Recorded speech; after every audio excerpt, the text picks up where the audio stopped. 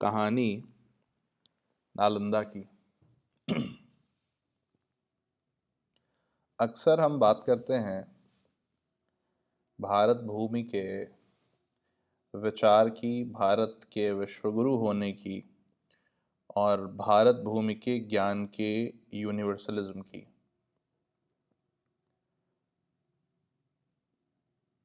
आप सोच करके देखिए, नालंदा जहां पर इतनी पुस्तकें थीं कि उस लाइब्रेरी को जलाने के बाद 3 महीने तक पुस्तकें जलती रहीं। लेकिन दिक्कत यह है कि नालंदा के बारे में जब कभी बताया जाता है तो हमेशा यहीं से शुरुआत होती है कि उसमें इतनी पुस्तकें थीं कि जलाने पर वो 3 महीने तक जली नहीं। नालंदा के बारे में उसका जलना जरूरी नहीं है। नालंदा की ज्वाला ने पूरे दुनिया को किस तरीके से एनलाइटन करा वो जानना जरूरी है। और ऐसा ही एक कोट हुएन सांग ने बोला, जो एक चाइनीज ट्रेवलर था और नालंदा के टाइम पर इंडिया आया। उसने कहा, learned men from different cities who desire to quickly acquire renown and discussion come here in multitudes to settle their doubts, and then the streams of their wisdom spread far and wide। यानी कि पूरी दुनिया भर से ज्ञान की खोज में लोग नालंदा आते हैं, यहाँ पर ज्ञान पाते हैं, अपनी शंकाओं का समाधान करते हैं और उसके बाद वो स्ट्रीम, उनकी नॉलेज की स्ट्रीम पूरी दुनिया को एनलाइटन करती है। तो कहानी नालंदा के चरमोत्कर्ष की, कहानी नालंदा क्या था उस विषय की।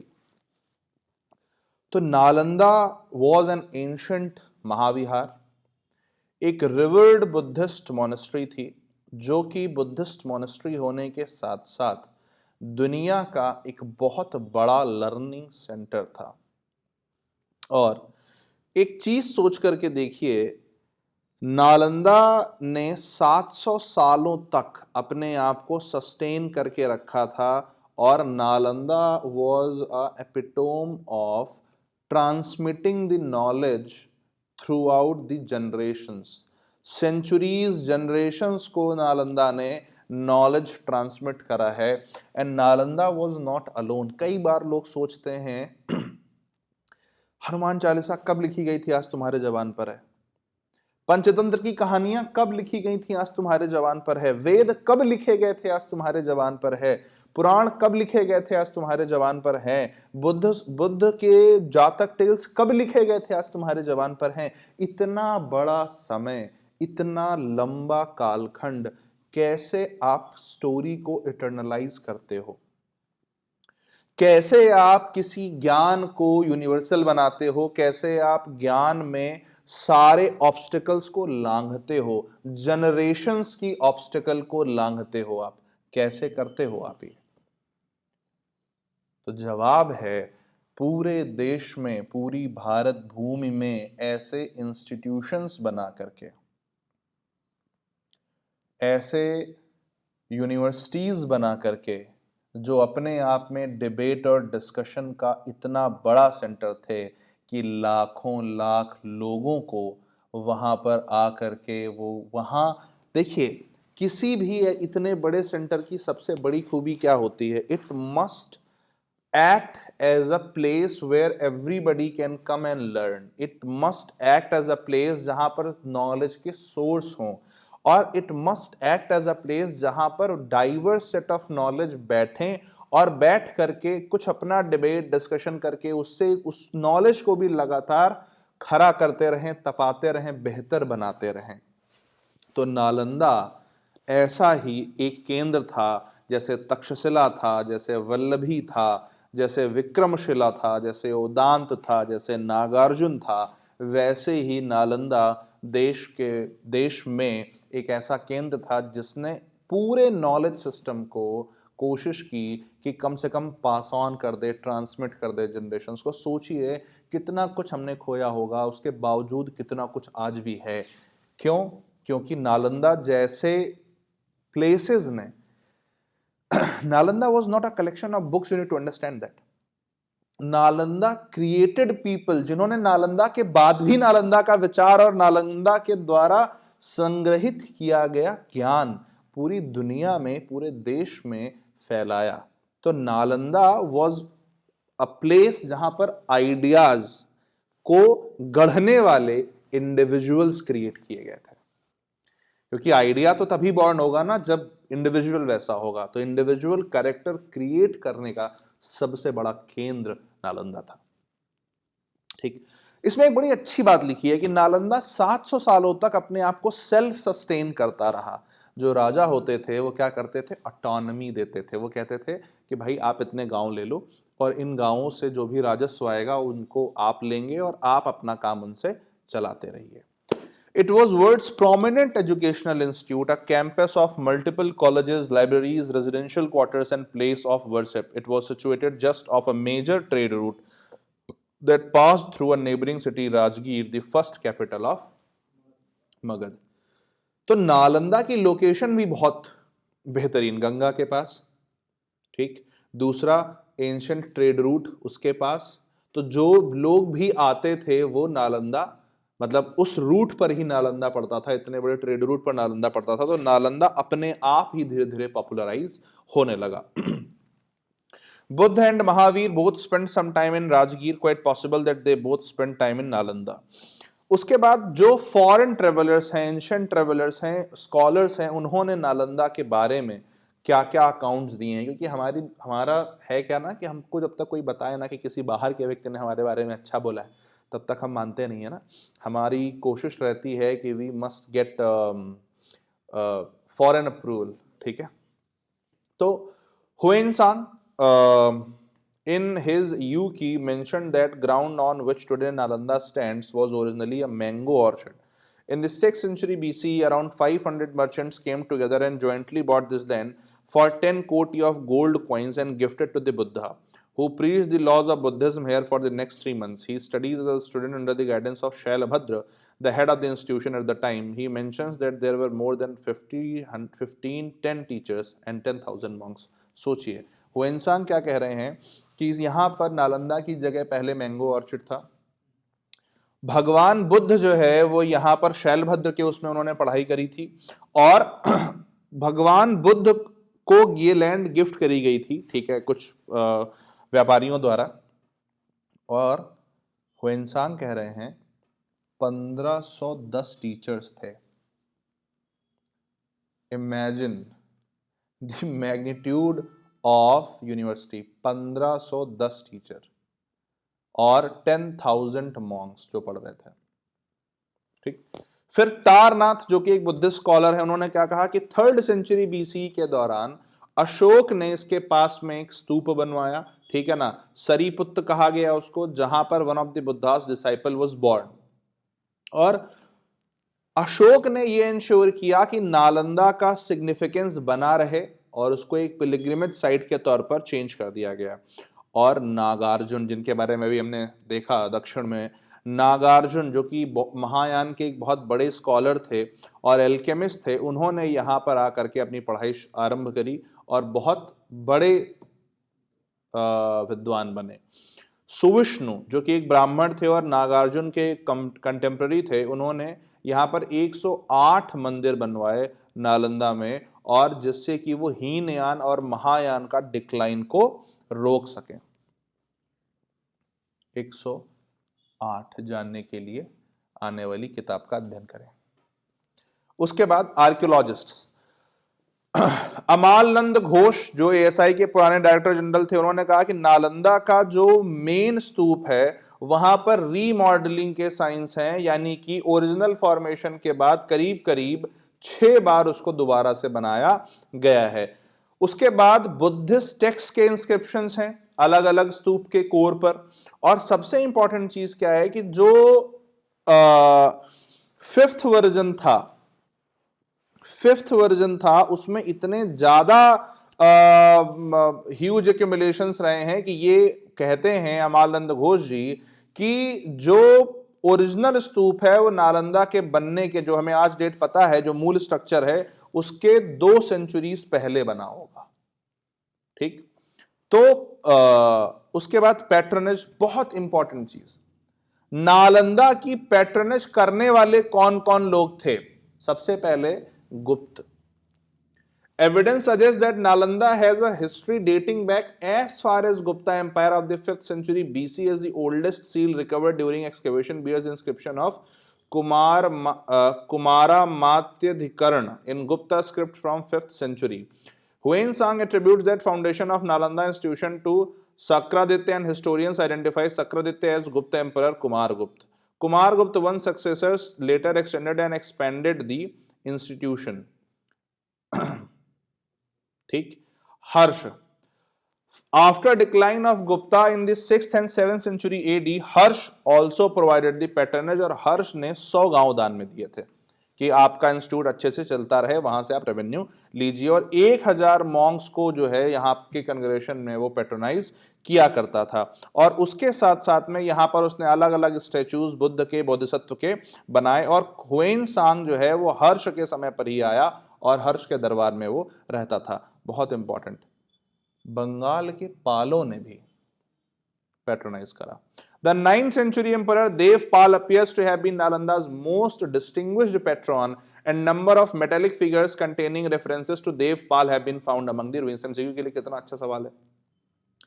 पाल रूलर बंगाल का देवपाल जो है उसने भी यहां पर बहुत सारे कंट्रीब्यूशंस करे, बहुत सारे मेटेलिक फिगर्स भी आपको मिलते हैं यहां पर, और उसके अलावा बहुत और भी ऐसी यूनिवर्सिटीज थी, जगदाल, ओदांतपुरी, सोमपुर और विक्रमशिला, जो पालों ने बनाई थी। There is a region Bengal में कहते हैं कि राष्ट्रीय चेतना बसती है, क्योंकि एंशिएंट टाइम से ही वहां के रूलर्स इतनी बड़ी बड़ी यूनिवर्सिटीज बनाने में। और उसके अलावा शशांक गौड़ किंगडम का, भास्कर वर्मन असम का, भोजवन गुर्जर प्रतिहारों का, गोविंदा चंद्र गढ़वाल डायनेस्टी का, शैलेंद्र डायनेस्टी का जव, और श्री विजय डायनेस्टी जो सुमात्रा से थी वो, ठीक है, और जावा की शैलेंद्र डायनेस्टी। या इतने सारे लोग जो है, इतनी सारी डायनेस्टीज जो हैं वो पैट्रोनाइज कर रही थी, सपोर्ट कर रही थी नालंदा को, ठीक। तो वो ध्यान रखिएगा। उसके बाद यहां का एडमिनिस्ट्रेशन और फंक्शनिंग कैसे हो रही थी, ठीक है। Nalanda was administered by a council presided by the senior monks of the institute. The rules and regulations of the institute was very strict and rigid. 2 minute के लिए रुकिएगा, क्या लिखा है? Nalanda was administered by a council. HECI याद आ रहा है? NEP का, ठीक। A formal meeting held between council and senior monks to decide the issue or to take decisions regarding the functioning and welfare of the institute democratically.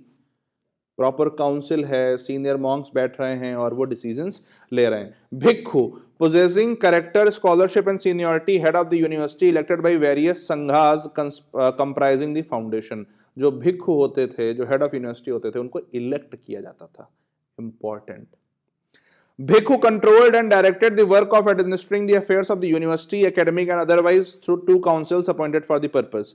The former, तो भिक्खु जो है वो पूरे यूनिवर्सिटी को एडमिनिस्टर किया करते थे। उसके बाद the former looked to affairs like admitting students to the university, regulating the courses in various subjects, distribution of work among teachers, holding of examinations at proper intervals, looking after the securing and maintenance of manuscripts, and the arrangement of copying manuscripts which were greatly in demand in those days. यानी कि सोच करके देखिए, जो manuscripts मिलती थी उनका maintenance, और जो किताबें या जो मैन्युस्क्रिप्ट्स की बहुत डिमांड होती थी तो उनका एक कॉपी डिवीजन भी था कि उन मैन्युस्क्रिप्ट्स की कॉपी बना करके लोगों को उपलब्ध कराना।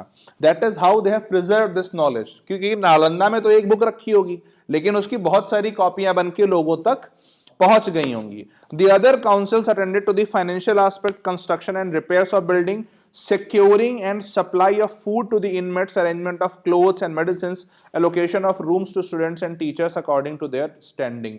2 मिनट के लिए सोच करके देखिए, ये यूनिवर्सिटी पूरी दुनिया की किसी भी रेजिडेंशियल यूनिवर्सिटी से कैसे पीछे या कमजोर थी। हर एक चीज, बोर्डिंग से लेके खाने से लेके, everything was taken care of.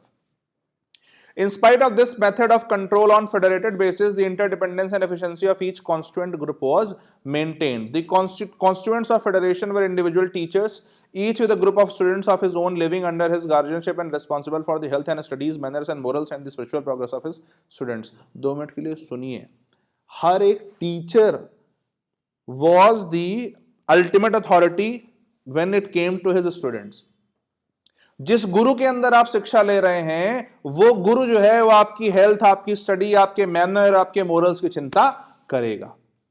और हर एक गुरु ऐसा और उसके जो स्टूडेंट्स होते थे वो उस प्रॉपर संघ के, यानी कि नालंदा का जो संघ होता था उसके एक कॉन्स्टिट्यूएंट यूनिट होते थे और वो पूरा संघ ऐसे छोटे छोटे यूनिट्स को मिलकर के एक फेडरेशन के तौर पर काम करता था. उसके बाद इत्सिंग ने क्या कहा? चाइनीज बुद्धिस्ट मॉन्क जो नालंदा आया 673 एडी में और यहां 10 साल उसने बिताए. बहुत ध्यान से उसने कहा नालंदा में मिनिमम एज एडमिशन की 20 इयर्स थी. 300 अपार्टमेंट्स थे यहां पर, ठीक, और series of rites were practised all day.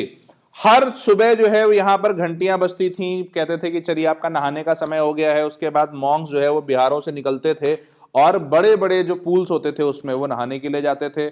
उसके बाद फिर होता था कि चलिए अब आप रिचुअल्स के लिए आ जाइए, प्रार्थना के लिए आ जाइए, ठीक है ना. और उसके बाद चैत्य वंदना होती थी, चैत्य में जाकर के आपकी प्रॉपर प्रेयर होती थी, स्क्रिप्चर से आप हाइम्स को रिसाइट करते थे, यानी कि डिसिप्लिन देखिए. उसके बाद art and architecture. The art and architecture at Nalanda was also inspired by Buddhist imagery. Many of the stupas have the Buddhist inscription and pictures of Buddha and Bodhisattva were carved on the wall. The architecture of the Nalanda was well maintained as they were made of baked red bricks. अभी भी आप नालंदा का जब वो देखते हो तो आप देखते हो कि वो baked red brick से बना था, ठीक. और हर जगह पर छोटे छोटे वाटिका और पार्क्स थे मेडिटेशन के लिए. उसके बाद एक्सकेवेशंस. आपको पता है लगातार यहां पर a lot of stone and bronze statues were found across the Nalanda and surrounding areas. These include statues of Buddha in different postures and the different forms of deities associated with Buddha such as Marichi, Maitreya, Jambal, Vajrapani, Avalokiteshwar. Sculptures of Hindu deities are also found. ठीक है, तो कहने का मतलब है कि आप सोच करके देखिए कि एक ऐसी जगह जहां पर आपको बुद्ध से लेके हिंदुइज्म से लेके जैनिज्म तक सारा ज्ञान सब कुछ मिल रहा है. Think about the openness. Education की बात पर आए तो Nalanda was the world's biggest university. Japan, Korea, China, Indonesia से लोग आ रहे थे और यहां पर कोई फीस उन्हें पे नहीं करनी पड़ती थी, किंग्स उसको फंड करते थे. लाइब्रेरी कॉम्प्लेक्स 4 बहुत बड़ी लाइब्रेरी थी. धर्मगंज और उसके बाद रत्न सागर, रत्नोनिधि और रत्न अजक, ठीक. और हर एक लाइब्रेरी में 9 स्टोरीज थी, 9 फ्लोर्स थे, ठीक है. 90 लाख किताबें थी. Think about that. Think about the knowledge that was burnt. और सबसे बेस्ट चीज कोर्सेज, हर प्रकार की liberal education. Mahayana, Hinayana compulsory था. एस्ट्रोनॉमी, तंत्र, लॉजिक, वेद, मेडिसिन, ग्रामर, सांख्य, फिलॉसफी, लॉ, सब कुछ, ठीक है ना. और बेहतरीन प्राइमरी एजुकेशन का भी यहां पर सिस्टम था. संस्कृत की ग्रामर पढ़ाना, प्रोज, वर्स, लॉजिक, मेटाफिजिक्स सब कुछ पढ़ाया जा रहा था. और एनईपी वाली मल्टी डिसिप्लिनरी एजुकेशन दी जा रही थी. रिनोन्ड स्कॉलर्स नागार्जुन, आर्यदेव, असंग, वसुबंधु, ठीक है, दिनंग, धम्मकीर्ति और पद्म संभव जैसे लोग जो तिब्बतन बुद्धिज्म के फाउंडर थे, ऐसे लोग यहां से निकले. डिस्ट्रॉय किसने किया? डिस्ट्रॉय जिस व्यक्ति ने किया, नालंदा के रेलवे स्टेशन का नाम है वो बख्तियारपुर. बख्तियारपुर जंक्शन. इससे ज्यादा बड़ी तौहीन आप अपने ज्ञान की नहीं कर सकते. बख्तियार खिलजी जो कि एक तुर्क था, उसने नालंदा को डिस्ट्रॉय किया और पूरी तरीके से रैंसैक कर दिया. कंटेम्प्रेरी पर्शियन हिस्ट्रियर मिनहाज सिराज ने अपनी क्रॉनिकल तबाक नासरी में बताया है कि thousands of monks were burnt alive, thousands beheaded. The burning of the library continued for several months, and smoke from the burning manuscripts hung like a dark pall over the low hills. Attacks, whether physical, mental, or intellectual, can never destroy the soul. Ancient education is the soul of our current education system. It still peeps from beneath all that debris. विद्या ददाति विनयम, विनयाद याति पात्रताम, पात्रत्वात् धनमाम प्रौति, धनात् धर्मम, ततः सुखम। बख्तियार खिलजी ने नालंदा जला दी, नालंदा की spirit नहीं जला सका, इसीलिए मॉडर्निटी ऑफ एंशंट इंडिया। इंतजार करें, जल्द ही आ रही है। Thank you.